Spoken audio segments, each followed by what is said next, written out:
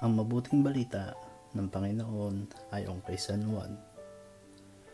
Noong panahong iyon, nilibot ni Jesus ang Galilea.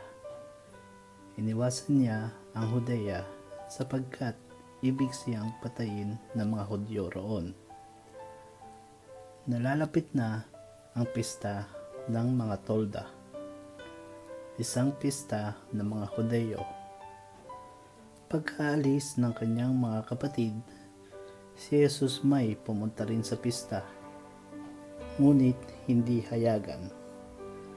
Sinabi ng ilang taga-Jerusalem, "Hindi ba ito ang taong gusto nilang patayin?" Hayan, lantaran siya nagsasalita.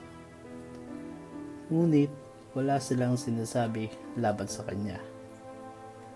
Baka naman nakilala ng mga pinuno na siya nga ang Mesiyas. Walang makakaalam kung saan magmumula ang Mesiyas pagparito niya. Ngunit alam naman natin kung saan nagmula ang taong ito. Kaya't nang sa templo si Jesus ay nagtuturo, malakas niyang sinabi, "Ako ba'y nakikilala ninyo? Alam ba ninyo kung saan ako nagmula? Hindi ang naparito sa ganang akin lamang.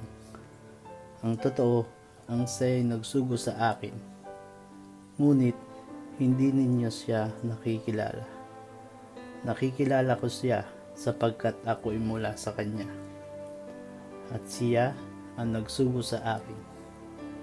Tinangka nilang dakpin siya, ngunit walang nangahas, sapagkat hindi pa niya oras."